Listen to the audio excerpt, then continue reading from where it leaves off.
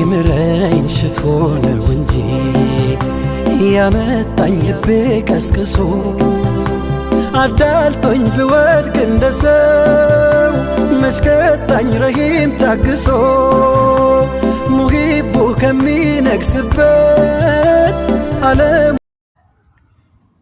ጉድ ሳይሰማ መስከረም አይጠባም አለ ያገራችን ሰው። ዛሬም እንግዲህ ሄርሜላና ሩታዬ እንግዲህ እንደ ጣውንት በቃ እኮ ወረ ብስሚላ መሆን የሌለበት ነገር እየሆነ ነው ማለት ነው። እኛ ግራ ተጋብተናል። ውድ ቤተሰቦቼ ሰላምታዬን አልረሳሁም። አሰላሙ አለይኩም ወራህመቱላሂ ወበረካቱ። እንዴት ናችሁ? እንዴት ሰነበታችሁልኝ? ከኔ ጋር አልሐምዱሊላህ ሁሉ ሰላም ነው። እና ዛሬም የመጣሁበት ቪዲዮ የሚገርም ነው። ሩታዬ በጣም እያስቸገረች ነው ማለት ነው። እና በጣም ከምላችሁ በላይ ማለት ነው።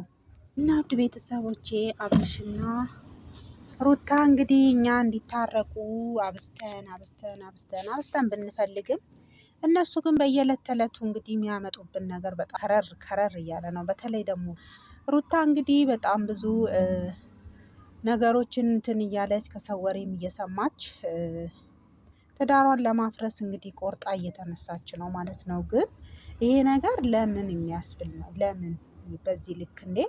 ትዳርሽን አድኝ ባክሽን ሩታዬ እያልን እኛ እየጮህን እኛ መከበር የለብንም እንዴ? እኛን ማክበር የለባትም እንዴ? እኛ ለእሷ ትዳር ብለን አይደል እንዴ የምንለፈልፈው? እባክሽን ሩታ እባክሽን ትዳርሽን አድኝ እባክሽን እያልን እየለመንሽ ሩታዬ ምን ሆነሽ ነው? ልጅሽን ለብቻ ከማሳደግ ከአባትየው ጋር ነገ ከነገ ወዲያ ይሄ ልጅ እኮ ቪዲዮ ያያል ማለት ነው። እና ቪዲዮውን ቁጭ ብሎ ያያል። ማን ነው ጥፋተኛ? ለብቻዬ ለማሳደግ የደረሽው በማን ጥፋት ነው ብሎ ማሰቡ አይቀርም። ስለዚህ አንቺ ተሸንፈሽ ብዙ እናቶች እኮ ብዙ ነገር እየቻሉ ብዙ ነገሮችን ባልሰማ እያለፉ ነው ልጆቻቸውን አብረው የሚያሳድጉት ማለት ነው። አንቺ ደግሞ እዚህ ጋር በጣም ብዙ ምርጫዎች አሉሽ። በጣም ብዙ የምታደርጊያቸው ነገሮች አሉ እና በዚህ ልክ ግን አብርሽን መግፋት የለብሽም ባይነኝ እኔ ማለት ነው። እና እንደ ሙስማኤል ቻናል ስናገር በቃ ትናንት ዛሬ አይደለም። ሴት ልጅ ደግሞ አንድ በወለደች ቁጥር ኃይለኝነቷ እየቀነሰ ልኋ ምናምን እየበረደ ነው የሚሄደው። ያንቺ ደግሞ ከፋ። እንደዚህ መሆን የለብሽም ሩታዬ። ተይ ልልሽ እፈልጋለሁ። እና ነገ እንዳይቆጭሽ፣ ነገ እንዳይጸጽትሽ፣ ልጅሽን ለብቻሽ ለማሳደግ የራስሽ ጥፋት ሆኖ አግኝተሽው ነገ እንዳትጸጸች። አብርሽ እንደሆነ ብዙ ነገር እያለሽ ነው። ተይ ትናንት ዛሬ አይደለም። ያበላሸሁት ነገር ካለ ላስተካክል እያለ ደጅሽ እየተመላለሰ አንቺ ደግሞ ውሻ እያደረግሽው የምታባረርበት ምክንያት የለም። እኔ አንቺን ብሆን ሄርሜላን ለማቃጠል ሌላውንም ሰው ወሬውንም እያመጣ የሚያመላልስልኝን ሰው ለማቃጠል ስል ከሱ ጋር ታርቄ ያሳያቸው ነበር። አንቺ ግን እንደዛ እያደረግሽ አይደለም።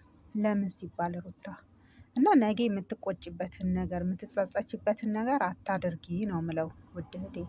ስለዚህ ትዳር ማለት ቀልድ አይደለም። ትዳር ማለት ቀላል ነገር አይደለም። ዛሬ ላታቂው ትቻለሽ፣ ነገ ከነገ ወዲያ የሚገባሽ ጊዜ ይኖራል። ስለዚህ መለስ ብለሽ አስቢበት ነው የምለው። እና ውድ ቤተሰቦቼ እናንተስ ምን ትላላችሁ? ቻናሌን ላይክ እና ሼር ሰብስክራይብ እያደረጋችሁ ለምታበረታቱኝ አመሰግናለሁኝ። እና እስቲ ሼር አድርጉልኝ። ቻናሌን ሼር በማድረግ አበረታቱኝ። ሰላማችሁ ዝት ይበል።